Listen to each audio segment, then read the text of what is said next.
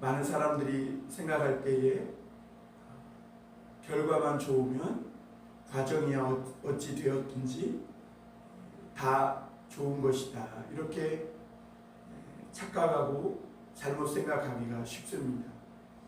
그러나 하나님은 그렇게 말씀하지 않습니다. 결과가 사람의 눈에 보기에 성공한 것 같고 좋아 보여도 그 과정이 잘못되었으면 결과도 좋지 못한 것이고, 그것은 사람에게는 인정받을지 모르지만 하나님은 절대로 인정하시지 않는다고 말씀하고 있습니다. 그래서 사람들은 거기에 자주 속습니다. 마치 결과가 좋고 많은 사람들이 인정해주고 박수쳐주고 하면 그것이 마치 하나님께서 인정해주시고 박수쳐주시고 또 하나님께서 축복해주셔서 열매를 맺은 것이라고 오해하는 경우가 많아요. 그런데 성경은 어디에도 보면 그렇게 말씀하지 않아요. 오히려 반대로 하나님의 말씀대로 하기 때문에 세상의 눈에 보기에는 결과가 좋지 못해 보이고 별로 열매도 없어 보이고 그런 경우가 많죠. 오히려 하나님의 말씀대로 하기 때문에 어려움을 당하는 경우가 세상에 많아요. 왜냐하면 하나님의 방법과 이 세상의 방법은 충돌하고 반대되기 때문입니다. 그래서 여러분, 우리가 어떤 일을 행하거나 또 삶에서 어떤 가치를 추구할 때에 그 목표만 생각하고 그것만 좋게 나타나면 된다는 생각으로 수단과 방법을 가리지 않고 그 일을 해내려고 하는 그것은 하나님의 길이 아니에요. 오늘 우리가 이스라엘 왕들의 역사를 보면서 깨닫게 되는 것이 바로 그거죠. 이스라엘은요, 아사왕, 유다의 아사왕 41년 동안에 6번의 왕이 바뀌게 됩니다. 이 여로보암부터 시작해서 여로보암이 죽고요, 그 아들 나답이 왕이 돼요. 그런데 바아사가 반역을 일으켜서 나답을 죽이고 왕이 됩니다. 그리고 그 아들 엘라가 왕이 돼요. 그런데 또 시므리가 그 엘라를 죽이고 왕이 됩니다. 왕조가 또 바뀌는 것이죠. 그런데 이 시므리는 7일밖에 왕의 자리에 못 있어요. 또 그 오므리라는 군 지휘관이 또 이 시므리를 죽이고 왕이 됩니다. 그리고 오므리가 죽고 그 아들 아합이 왕이 됩니다. 그런데 이렇게 정신없이 왕이 바뀌면서 나타나는 현상이 뭐냐면, 여러분, 많은 사람들은 왕이 바뀌고 새로운 왕이 등극할수록 앞선 왕들의 잘못과 부정함을 깨닫고 더 선정을 베풀고 잘할 것이라는 기대를 갖게 되는 것이죠. 그런데 오히려 이스라엘은 가면 갈수록 그 이전의 왕들이 행한 일보다 더 악한, 심히 악한 일을 행하는 이런 왕들이 되어가는 모습을 보게 됩니다. 갈수록 더욱 악마가 되어가는 것입니다. 왜냐하면 하나님의 방법대로, 하나님의 뜻대로 그 과정은 무시한 채 자기의 원하는 목적만 달성하면 된다는 그런 인간의 얄팍한 지식으로, 방법으로 그 목적을 성취했기 때문에 그래요. 그래서 왕이 되면 과정이 어떻게든 괜찮나? 그렇지 않아요. 과정이 나빴기 때문에 왕이 됐어도 더 악하게 행동합니다.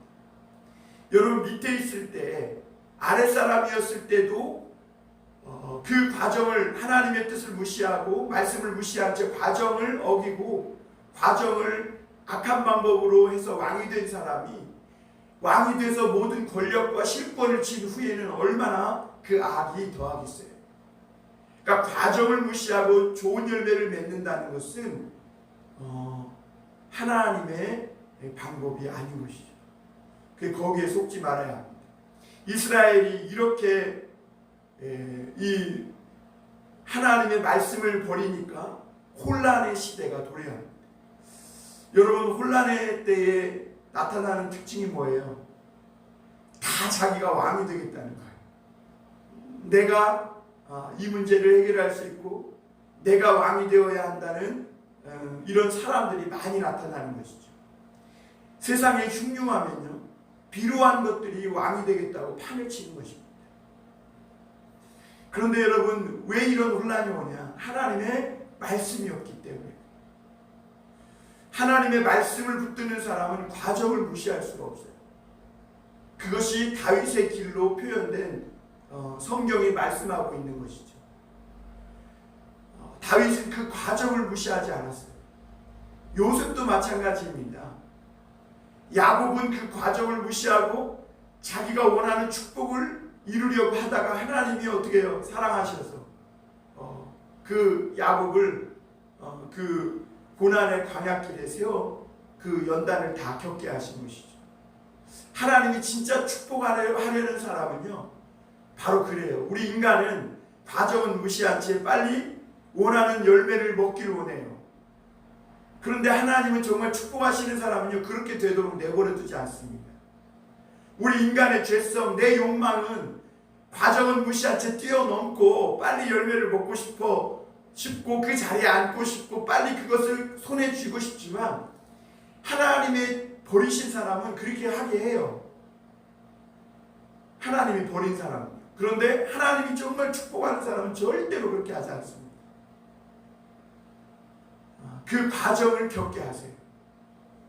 그 자리에 올랐을 때에, 또 원하는 것을 손에 쥐었을 때에 하나님의 뜻대로 사용하고, 또 그곳에서 하나님의 말씀대로 살아갈 수 있는 능력을 밑바닥부터 길러 나가게 하시는 것이죠.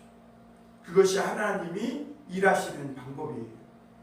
오늘 이스라엘 백성들, 이스라엘 왕들은요, 이 하나님의 말씀을 버렸을 때 혼란이 왔어요. 여러분, 말씀이 없으면 혼란이 옵니다. 여러분, 우리 개인 인생도 마찬가지예요. 단테도 하나님의 말씀을 잃어버린 자기의 40대 중년 어느 때 보니까 자기가 어두운 숲속 한복판에 있다는 것이죠. 그래서 단테의 신곡을 읽어보면 단테가 하나님의 말씀을 읽고 방황하는 장면부터 시작해요. 하나님의 말씀이 없는 인생은요, 혼란의 도가니인 거죠. 우리는 이 인생의 어두운 혼란이 내가 돈을 많이 가지거나 내가 어떤 자리에 올라가서 명예나 사람들의 인정이나 박수갈채를 받고 인기를 얻으면 해결될 거라고 생각하죠. 절대로 그런 것으로 인생의 혼란이 해결되지 않습니다. 여러분, 어두움 속에서, 방황 속에서, 혼란 속에서 질서를 찾는 방법은 바로 하나님의 말씀을 우리 속에 회복하는 거예요. 여러분, 우리가 지난번 수요일에도 말씀드렸지만, 이 식어진 가슴에 하나님의 이 말씀이 없는 인간의 이 냉랭한 가슴에 신앙에 불을 붙인다는 것이 굉장히 어렵습니다.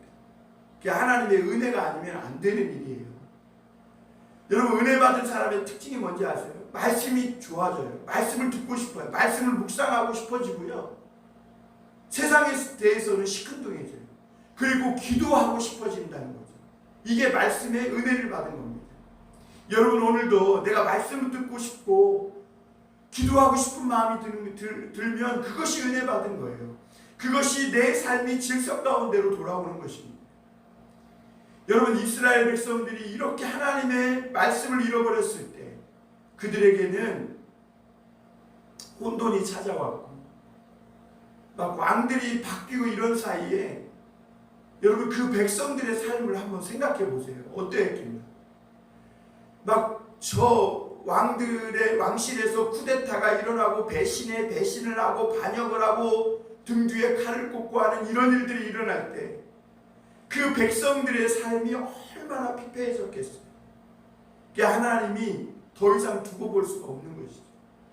그래서 오늘 열왕기상 17장에서는요, 왕의 이야기를 끊어버려요. 그리고 하나님의 선지자 엘리야가 등장하기 시작합니다.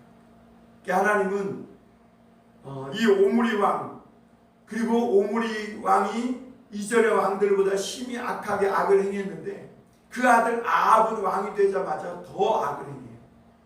그래서 그 아내를 시돈 사람 이세벨을 데려다가 아내를 삼을 뿐만 아니라 바알을 이제 제단을 만들고 거기에 섬겨요. 굉장한 악이죠. 하나님께서 이스라엘을 어떻게 세우셨는지를 다 잃어버린 거예요. 그래서 우리가 오늘 이 17장을 열어가기 전에 한번 다시 생각해 볼 말씀이 16장 34절 말씀인데요. 우리 그 말씀 한번 보겠습니다. 그 시대에 베델 사람 히엘이 여리고를 건축하였는데 그가 그 터를 쌓을 때에 맏아들 아비람을 잃었고 그 성문을 세울 때에 막내 아들 스굽을 잃었으니 여호와께서 눈의 아들 여호수아를 통하여 하신 말씀과 같이 되었더라. 여러분, 왜 이 열왕기 한참 세월이 지난 후에 왜 여호수아, 다시 말하면 그 가나안 땅을 정복할 때 하나님이 주셨던 그 말씀을 다시 소환해냅니까? 그 오므리의 아들 아합이 왕이 됐는데 너무나 악한 왕인 거예요. 성경에서 너무 악한 왕은 세상에서 도덕적으로 윤리적으로 타락한 이것도 있지만 그것은 나타나는 한 현상에 불과한 것이고 근본은 뭐예요? 하나님의 말씀에서 완전히 떠나는 거예요. 이게 완전히 악한 거예요. 그러니까 하나님의 말씀에 대한 생각은 추호도 없는 거예요. 여러분, 그것이 어떻게 나타나고 있냐면 그 시대에 히엘이라는 사람이 있는데 여리고성을 건축하는 거예요. 여리고가 어떻게 무너졌습니까? 이스라엘 백성들이 요단강을 건너서 가나안 땅을 정복할 때에 여러분, 하나님께서 말씀으로 그 여리고를 무너뜨렸어요. 그런데 그 여리고를 다시 쌓는다는 건 하나님의 말씀을 거스리고 대적한다는 것이죠. 여러분, 왜 하나님이 그 가나안의 여리고를 무너뜨렸습니까? 그 땅에 있는 모든 문화와 이런 것들이 하나님을 대적하고 범죄하고 악한 문화였어요. 그래서 하나님은요, 이스라엘 백성들이 그거를 무너뜨려야 되는데 무너뜨릴 힘과 능력이 없어요. 그래서 하나님은 말씀에만 순종하라는 거예요. 그래서 이스라엘 백성들이 하나님의 말씀을 듣고 매일 한 바퀴 그 여리고성 주변을 돌고 마지막 일곱째 날엔 그 여리고성을 7바퀴 하나님의 말씀대로 돌고 그리고 하나님이 외치라 했을 때 함께 함성을 지를 때 그 여리고가 무너진 건 아니에요. 그러니까 이 여리고는 하나님의 말씀에 순종한 이스라엘 백성들에게 앞에서 무너진 거예요. 그런데 그 성을 다시 쌓으면 반드시 여호수아는 그 여리고를 다시 쌓는 사람에게는 아들이 죽는 저주가 있을 것이다. 그런데 오늘 그 시대에 히엘이라는 사람이 여리고 성을 건축하는 거예요. 다시 쌓는 거예요. 그러니까 맏아들이 죽었어요. 여러분, 이렇게 되면 하나님의 말씀을 기억하고 중단해야 되는 것 아닙니까? 처음에야 그 시대가 너무 악하고 왕조차도 하나님의 말씀을 우습게 여기고 막 바알 제단을 섬기고 바알이 우리들을 축복해서 잘 먹고 잘 살게 하니까 바알을 쫓으라고 하니까 하나님의 말씀이 온데간데도 없는 것 같이 이런 시대가 되어버렸기 때문에 자기도 모르고 이 여리고성을 건축하면 살기 좀 편하겠다, 좋겠다 이런 생각으로 여리고성을 건축할 수도 있어요. 그 오래전에 하나님의 말씀을 잊고. 그런데 그렇게 해서 아들이 죽었어요. 그러면 옛날에 그 여호수아를 통해 하신 말씀을 기억하고 그 건축하기를, 증축하기를 그쳐야 되지 않겠습니까? 그런데 그 하나님의 말씀대로 맏아들이 죽었음에도 불구하고 그치지 않아요. 성문까지 다 달아가지고 다시 쌓아올리는 것을 볼 수가 있습니다. 이것은 하나님의 말씀을 대적하는 가나안의 문화를 다시 쌓아올리는 거예요. 여러분, 놀랍지 않습니까? 하나님의 말씀대로 가나안 땅을 차지했는데 그래서 가나안의 족속들은 다 몰아냈어요. 그런데 희한하게 세월이 흐르고 난 다음에 지금 보니까 하나님의 말씀은 온데간데 없고 그리고 그 가나안 족속도 그 주변에 없는데 거기에 가나안 문화만 남은 거예요. 그 악한 문화. 하나님의 말씀을 대적하고 음란하고 거짓과 모든 악한 문화가 거기에 그대로 있고 또 그것을 쌓아 올려서 다시 일으키려는 사람이 나타나고 있는 것이죠. 지금 이러한 하나님의 말씀이 사라지고 가나안의 이런 문화와 종교가 다시 쌓아 올려지고 있는 그러한 때, 그래서 혼란과 혼란이 가중되고 있는 그러한 때에 하나님이 엘리야를 보내신 거예요. 여러분, 엘리야는 하나님의 선지자예요. 그래서 우리가 엘리야 그러면 능력이 많은 사람, 또 하나님의 큰 능력을 행한 사람 이렇게 알고 있죠. 실제로 그런 일을 행하기도 했어요. 그런데 여러분, 오늘 엘리야는요, 그 엘리야에 대한 소개가 별로 없어요. 여러분, 되게 우리가 훌륭한 사람들을 보면 그 족보도 있고 그가 행한 업적이나 또 공로 때문에 그가 어디 사람이고 무엇을 했는지 이런 자세한 소개가 있는 것이 보통인데, 이 엘리야는요, 길르앗에 우거하는 디셋 사람 엘리야 요거밖에 없어요. 엘리야가 어느 지파 사람인지, 또 엘리야가 어떤 뼈대에 있는 아버지를 밑에서 태어난 사람인지 이런 소개가 없어요. 그러니까 엘리야는 그냥 하나님의 말씀을 순종해서 하나님의 능력을 행한 사람, 그러니까 정말 하나님의 사람이에요. 여러분, 진짜 하나님의 사람은요, 세상에서 감투를 쓰려고 안 해요. 세상에서 나를 소개하는 이력 하나 더 넣으려고 이런 감투 저런 감투. 여러분, 그리스도인들에게 감투는요, 예수 그리스도예요. 그것보다 더 좋은 감투가 없어요. 그런데 심지어 목사님들도요, 이 목사라는 감투가 얼마나 좋은 거예요. 하나님이 주신 거잖아요. 그런데 이 목사보다 박사를 더 좋아해요. 교수라는 이름을 더 좋아해요. 세상에서 알아주고 뭔가 인정해줄 만한 이름들을 더 좋아하더라는 거죠. 이 하나님의 사람이 아닌 거죠. 여러분, 엘리야는 그렇게 하나님의 능력을 행하고도요, 오늘 성경에 보면 이렇게 엘리야를 소개하는 것이 별로 없어요. 그러니까 전적으로 엘리야는 하나님께 속한 사람이요, 하나님의 사람이라는 그것만으로도 충분하다는 것이죠. 여러분, 오늘날 진짜 하나님의 사람은 어떤 사람이에요? 하나님 한 분으로 충분하다. 나는 하나님의 사람, 그리스도인, 이거 하나면 끝나는 거예요. 거기에 뭔 교수와 뭔 박사와 뭐 위원장, 무슨 장, 이게 뭘 필요해요? 나는 그냥 그리스도인이면 족한 거예요. 그것보다 더 높은 이름이 없는 거예요. 더 큰 명예가 없고, 이 그리스도인의 명예와 가치를 몰라서 그렇지, 그리스도인이라는 이 명예와 이 가치, 하나님이 주신 가치, 하나님이 주신 이름보다 더 거룩한 이름이 어디 있어요? 근데 많은 그리스도인들이 오늘날 이것을 잃고 살아가요. 그리스도인이라는 이름은 부끄러워하고, 세상에서 박사, 뭐 교수, 무슨 장 이런 거는 좋아한다는 것이죠. 여러분, 오늘 그럼에도 불구하고 하나님이 이런 엘리야, 하나님의 사람을 보내서 이스라엘에게 말씀하고 있다는 것은 아직 이스라엘에 희망이 있다는 거예요. 여러분, 암이 온몸에 퍼져서 가망이 없는 사람은요, 그냥 그 몸을 열었다가도 덮어버려요.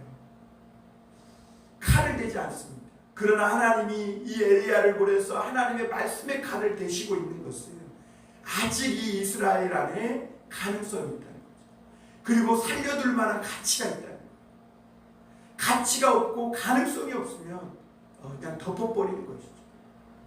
하나님이 오늘 그럼에도 불구하고 이 엘리야를 보내서 말씀의 칼로 이스라엘을 이렇게 수술하고 있는 것은 다시 이스라엘을 살리고자 하는 하나님의 뜻이 있고 목적이 있기 때문입니다. 여러분, 우리도 마찬가지예요. 우리가 하나님의 말씀의 칼을 들이댈 때 사람들은 듣기 싫어해요. 잔소리요, 그냥 하나의 그냥 뭐라 그래? 그 훈계 이 정도로 받아들여요. 여러분, 하나님의 말씀을 그렇게 받으면 안 돼요. 사람의 말로 받으면 안 돼요. 하나님의 말씀으로 받아들여야 돼요. 그래야 사는 것입니다. 여러분, 이 하나님이 그리고 나에게 말씀하고 있다는 것은 내가 좀 기분 나쁘고 조금 그래도 이 말씀으로 내가 다스림을 받을 때 내가 살아나는 역사가 있는 거예요. 다시 사는 거죠. 여러분, 이 고린도나 이 에베소의 우상이 가득하고 가장 타락한 도시였어요. 그 도시에서 하나님의 부흥이 일어난 그 시작이 에베소 사람들에게 너희가 믿을 때 성령을 받았느냐 하는 이 사도 바울의 불편한 질문, 마치 자기들은 성령을 못 받고 믿은 것처럼 무시하는 태도로 질문하는 이 사도 바울의 질문에 정직하게 반응하고, 우리가 세례 요한의 세례밖에 들어본 일이 없고 성령에 대해서 들어본 일도 없다, 그렇게 정직하게 하나님 앞에 나아갔을 때, 말씀 앞에 섰을 때 그 우상과 세속의 문화로 가득 찼던 고린도와 에베소에 엄청난 부흥의 역사가 일어나요. 여러분, 오늘 하나님이 엘리야를 보내셔서 이스라엘을 다루시고 있는 것은 아직 그래도 하나님이 이스라엘을 사랑하시고 그 가운데에 하나님께서 기대하시는 희망이 있다는 것이죠. 오늘 17장 1절을 보면 길르앗에 우고하는 자 중에 디셉 사람 엘리야가 아합에게 말하되, 여러분, 아합 왕이 그 아버지가 반역을 일으켜서 왕을 죽이고 왕의 자리를 찬탄했어요. 그리고 자기는 그를 이어서 왕이 된 사람이에요. 얼마나 이 권력에 찌들어 있고 얼마나 이 권력을 권세 부리는 맛에 길들여져 있는 사람인지 몰라요. 게다가 이 아합은 하나님을 몰라요. 하나님의 말씀은 그냥 헌신짝처럼 버려버리는 사람이에요. 우습게 여기는 거예요. 하나님의 말씀이다 해봐요 콧방귀 뀌는 사람이란 말이에요. 그런데 이 권력을 갖고 하나님도 무서워하지 않는 이 사람에게 엘리야가 나가서 이야기를 하는 거예요. 죽을지 모르고 말하는 거죠. 여러분, 하나님의 사람은 바로 그런 사람이에요. 그래서 엘리야가 뭐라고 말합니까? 여호와께서 살아계심을 두고 맹세하노니 내 말이 없으면 수년 동안 비도 이슬도 있지 아니하리라 하니라. 여러분, 이 가나안 땅은 하나님께서 이스라엘 백성들에게 땅을 주시면서 이 땅은 비를 흡수하는 땅이요, 하나님께서 이른 비와 늦은 비를 내려서 축복하시는 땅이라고 했어요. 그런데 너희가 만약 신명기 28장에 보면 축복과 저주의 장 아닙니까? 거기에서 너희가 하나님을 버리고 말씀을 떠나면 하늘이 노수로 변하고 땅이 철로 변할 것이다 그랬어요. 그 말은 하늘이 노수로 변하면 어떻게 돼요? 비가 내릴 수 없죠. 땅이 철이 되면 어떻게 해요? 어떻게 거기 철과 같은 딱딱한 땅에 밭을 갈고 씨를 심어봐야 무슨 열매를 거둘 수 있겠어요? 하나님의 말씀이 떠나면 하늘과 땅이 이렇게 변한다는 거예요. 저주의 땅으로 변한다는 거죠. 그런데 오늘 지금 이 말씀을 엘리야가 똑같이 하고 있는 거예요. 내 말이 없으면, 그러니까 하나님의 말씀이 없으면 이 이스라엘 땅에 비도 없고 이슬도 없을 거예요. 여러분, 이스라엘 땅은 천수답과 같은 땅이에요. 하늘에서 내리는 비가 아니면 도무지 농사 짓고 먹고 살 수 없는 땅이 이스라엘 땅이에요. 그러니 이 엘리야의 이 말은 아합을 엄청나게 화나게 하고 건방지다는 이런 생각을 품게 만들고 반드시 죽일 것이라는 그런 위험을 감수하고 한 말이죠. 2절에 보면 여호와의 말씀이 엘리야에게 임하여 이르시되, 그래도 하나님의 말씀이 지금 임하고 있는 사람이 있는 거예요. 이스라엘의 지금 천반이 다 바알을 섬기고 타락하고, 왕부터 시작해서 왕이 자기만 바알을 섬긴 게 아니라 백성 전체를 잘못된 가짜 하나님을 바알을 가짜 하나님을 하나님이라고 속여서 거기에 빠지게 하고 그런 거잖아요. 그럼에도 불구하고 하나님의 말씀이 임하고 있는 한두 사람이 있는 거예요. 하나님의 사람들이 있는 거예요. 이게 은혜예요. 오늘 많은 사람들이 다 자기의 길을 가고 하나님이 없는 것처럼 하나님의 말씀을 무시하고 살아가지만, 오늘 한 사람에게, 누군가에게 하나님의 말씀이 임하고 있다면 아직 하나님의 은혜와 사랑이 끝난 것이 아니에요. 오늘 하나님의 말씀이 엘리야에게 임해요. 뭐라고 임합니까? 너희는 여기서 떠나 동쪽으로 가서 요단 앞 그 시냇가에 숨고 그 시냇물을 마시라. 내가 까마귀들에게 명령하여 거기서 너를 먹이게 하리라. 여러분, 하나님이요 엘리야에게 숨으라는 거예요. 아합 왕에게 이렇게 말했으면, 하나님이 말하게 했으면 막 어떤 엄청난 기적을 통해서 이 아합 왕이 그 자리에서 벌벌 떨고 두렵게 만들어야지. 왜 엘리야에게 숨게 만듭니까?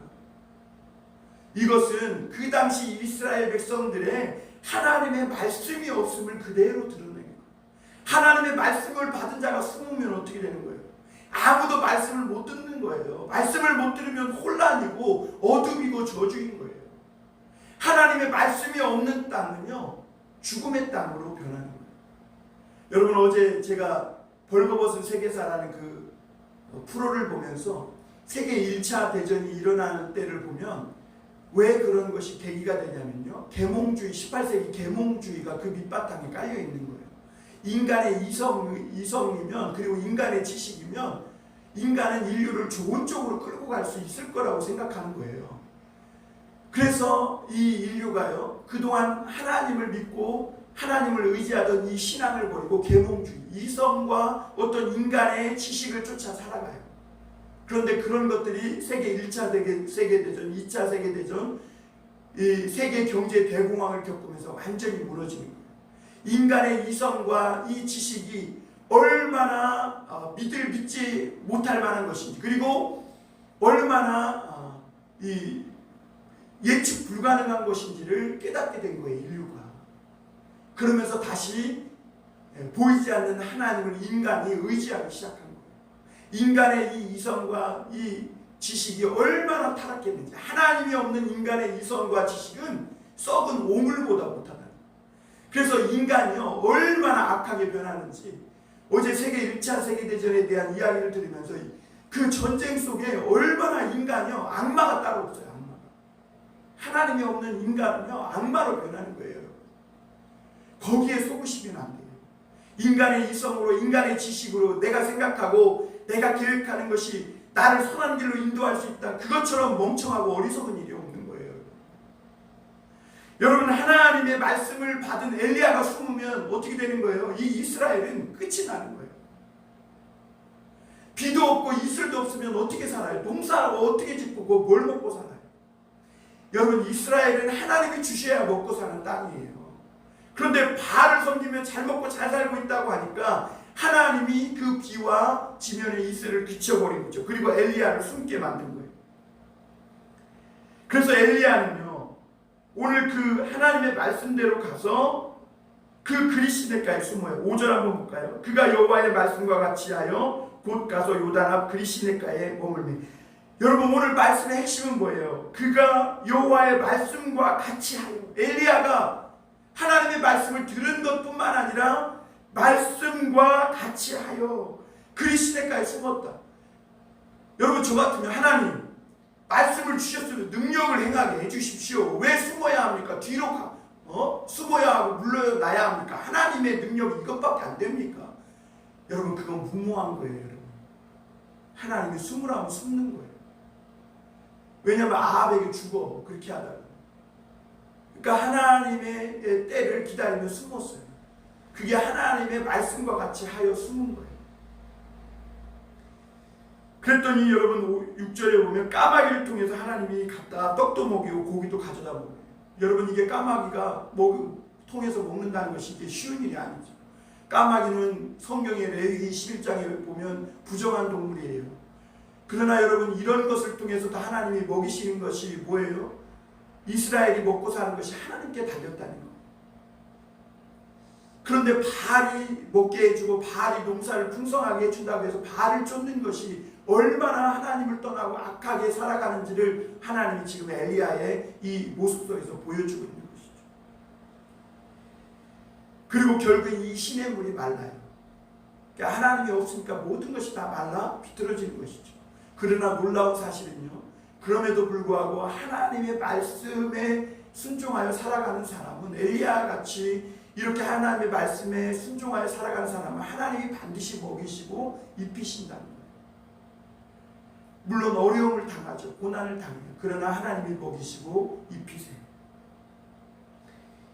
사랑하는 성도 여러분, 마지막 때가 되면 양식이 없어 주림이 아니요 물이 없어 가람이 아니라 여호와의 말씀을 듣지 못한 기갈이라고 아모스 선지자가 말씀했어요.